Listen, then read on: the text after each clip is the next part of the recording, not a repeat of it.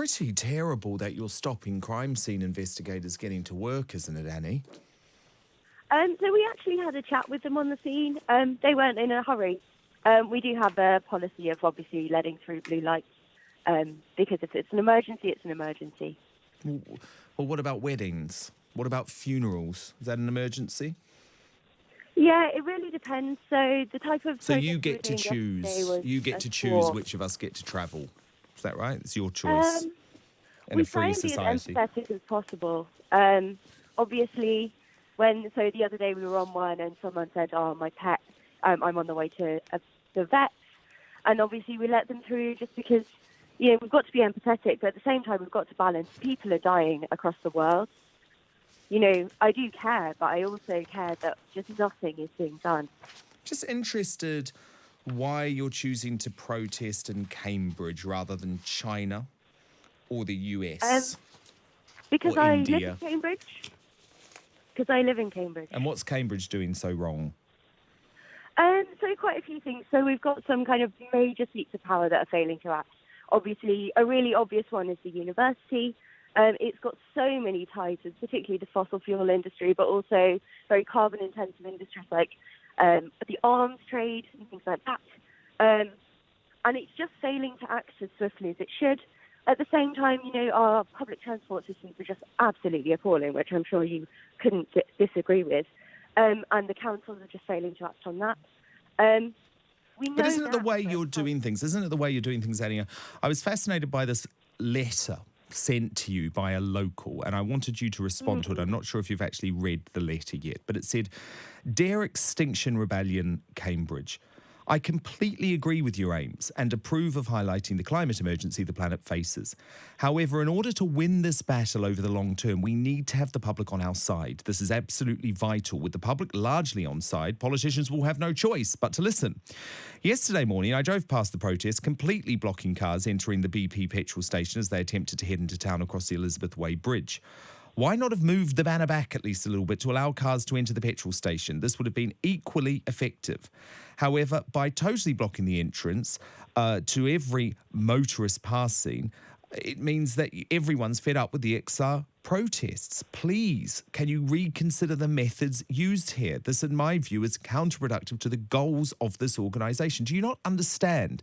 The public fundamentally agree with you, which is why we're going carbon neutral by 2050. But your means of protest are extremist and are turning people off, and you're losing the argument, Annie."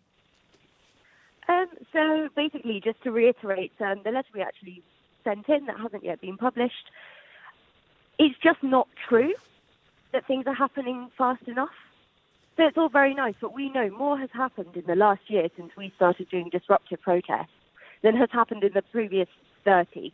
And it's still but not Annie, happening. but you're a we very... don't have 30 more years of the planet being on fire. We just don't. But you're a very intelligent person, Annie, so you must understand that's about the new power stations being built in China, rather than anything that the UK is doing, because the UK is ahead of the Western world by pledging to go carbon neutral by 2050. Yeah, but that's appalling, isn't it? It's not fast enough. And also we export Well, it is so fast much enough because we also can't carbon. bankrupt our country, Annie. Well, yes, but there's far better things we can be doing. Unfortunately, we're just not transitioning to sustainable fuel fast enough, and it doesn't matter whether we're bankrupt or not if we're all dead. Do you want us all to become vegans too?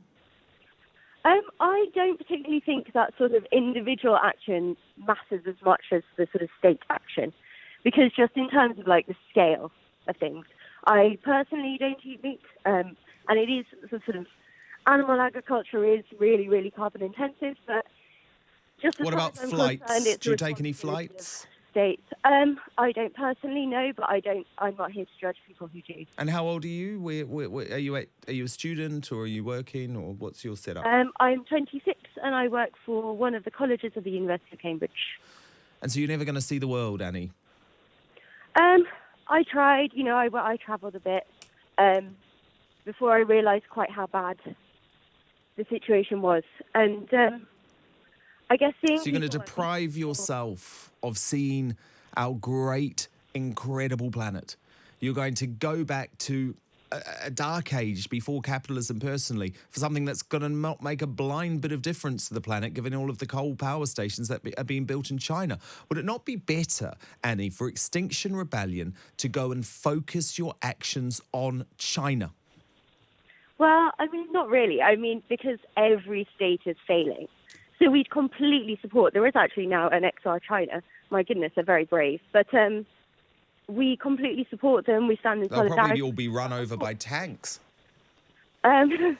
Yeah, it's terrible. It's a level of bravery. Okay, well, Annie, go away and have a think and come back on, because I think Extinction Rebellion needs to think a lot more about China, in all seriousness, because this is futile, what you're doing at a BP station in Cambridge. It's futile. I don't mean to be patronising, but it's futile. You can't just blame third world countries. But well, China's not a third world country, is it? We participate, second world, sorry, but we participate in the same system. We are allowing this, we're enabling it. Our government has the ability and the responsibility to work internationally to do this. Well, we can't stop China building coal power stations, can we? Yes, we can. How? Yeah, we can. How? Through treaties, through, international cooperation. I mean, it's, really uncontroversial. It's not even particularly radical to suggest that the solution to a lot of these things is through international cooperation and treaties. Are you going to ever praise the British government, by the way, for being... making more progress than any other G20 nation? When they make fast enough progress, sure. Okay. But, so some places, some cities are doing really, really good jobs now. You do know China emits the same level of greenhouse gases as the USA and Europe combined. Are you aware of that? Yes, yeah, of course I am. Okay, well, go away and have a think and come back when you're going to focus your protests on China. But that's very good to have you here, Annie. Let's kick off with the findings from the Committee on Climate Change. Do you support them? Well, we welcome the committee's recommendations generally, but we do feel that the situation is very urgent now. And as you know, there's not very much time to make the changes that are needed by 2050. So we feel that more significant actions are required at this stage. Okay. Now, did you read Ross Clarke in The Sun today? He's written a piece about this, and he actually raises a lot of concerns about veganism. So he says if anyone wants to go vegan, then good luck to them. But I am concerned that we are being bombarded with propaganda telling us to adopt a plant-based diet for the sake of the planet without telling us the risks of going wholly vegan. Who would know from most of those trying to vague veganuary down our throats that a purely vegan diet can lead to a deficiency of vitamin B12, putting people at risk from anemia and nerve damage? What's your response? Well, I think every vegan knows that that's a possibility, and it is something that we're always quite clear to communicate to people who are transitioning to a vegan diet. One of the key things is that it's not something that's automatically going to happen. It's simply about, as with every other diet, whether you get enough vitamin C or whether you get any other kind of vitamin or mineral, it's about what you eat and how much of it you need to eat in order to be healthy. So vitamin B12 is added to a lot of foods that vegans eat. The most obvious one is something like soya milk, for example, which is often fortified with both calcium and B vitamins. So if you're eating enough fortified products where basically the vitamins being added to those foods, then you will be getting enough B12 to keep you healthy. The alternative is taking a vitamin pill every day. Now, you might say, well, that doesn't sound very natural, but I would say most of the population do take vitamins of some sort. And everyone in the UK should be taking vitamin D, for example, in winter. And everyone over 50 should be taking vitamin D year-round, simply because we don't get enough sunshine in the UK. But that's just the start of it, though, isn't it? Because if you look at other studies, for example, vegans had a higher risk of stroke, 20% higher. That's according to research by the British Medical Journey. A 2017 study by the University of Bristol said men on vegan diets are at a higher risk of depression. There have also been numerous studies linking veganism to eating disorders. So Samantha Calvert, as a spokeswoman for the Vegan Society, I put it to you that a vegan diet is actually very unhealthy, and there are statistics to back that up. And we could equally point to pieces of research that show that vegans have a reduced risk of things like certain forms of cancer and type 2 diabetes. Vegans generally have a lower BMI. The thing is that the BDA, the British Dietitians Association, who represent dietitians in the UK, they say that a well-planned vegan diet is suitable for people of all ages. So it's certainly possible to be healthy on a vegan diet. It's very much about, what you eat and making sure that you eat the right things. It's not. There's no automatic risk to vegans. We have third-generation members of our society. They're managing generation after generation to go on and have families and who are also live vegans. But I know a lot of vegan people, right, Samantha? Are you vegan? Yes, I've been vegan for 25 years. Okay, because I know a lot of vegan people and very nice people on the whole, very, very nice people, but tend to be very unhealthy. At the doctors a lot, very tired, collapse quite a lot, lots of fainting, time off work. And I worry about this spreading through culture. And right now it feels like there's a war on meat. Meat is under attack. Meat eaters are under attack. And we're actually the healthy ones. I don't think that's actually true, though. What you do is a representative sample of the vegans that you know. I might be able to make the same claims about the meat eaters I know. We need to be looking at research. So you think meat eaters are less healthy than vegans? Depend on the meat eater. It would depend on the diet. But on the whole, what would you say? I think that's almost an impossible question. There's no reason. Okay, well, let me ask you another potentially impossible question, Samantha, because do you not feel like you're going against human evolution by trying to force this vegan diet on us? Because do you understand that scientific evidence shows, or scientific research shows, that we actually only became humans with operating brain function because we started to eat meat? And if we hadn't eaten meat, we'd probably still be apes.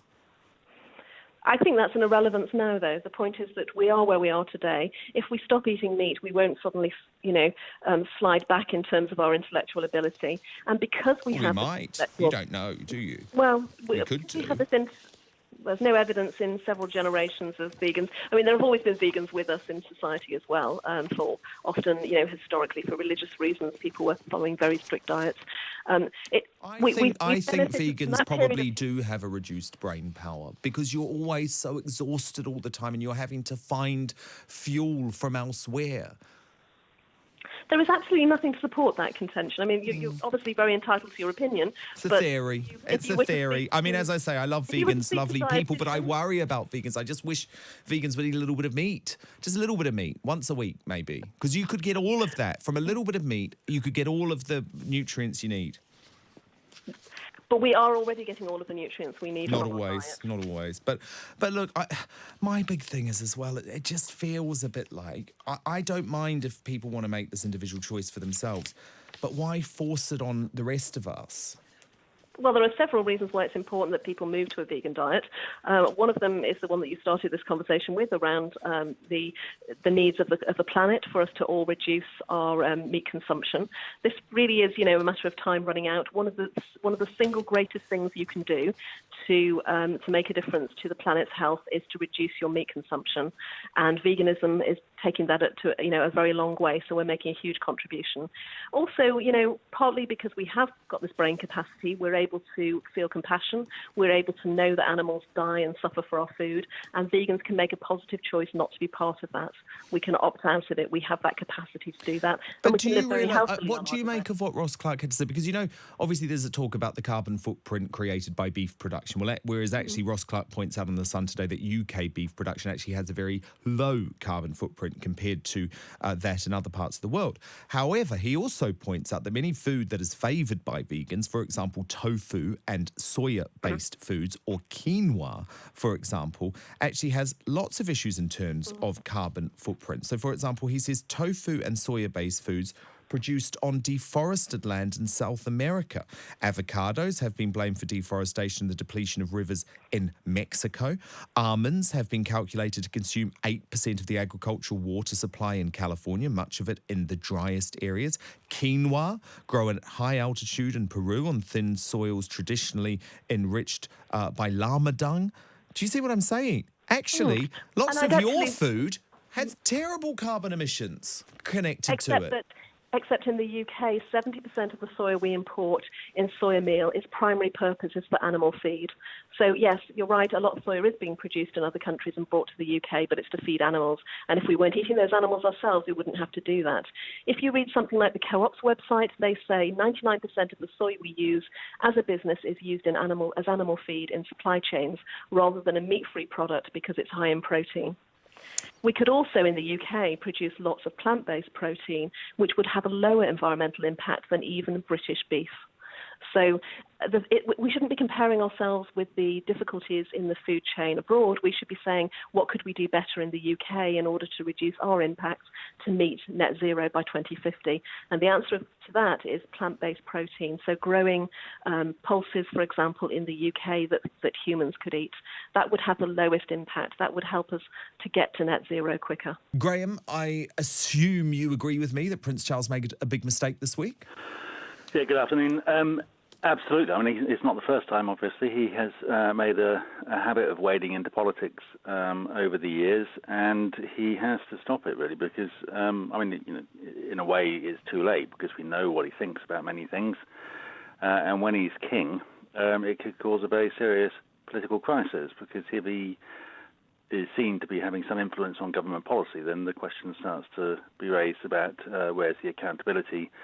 Is the government following what he wants, or whether or are they making the right decision based on the advice they're getting from their civil servants and so on? So this is why the monarchy is always being told to keep out of politics, because it creates a very serious problem if an unaccountable hereditary monarch is interfering.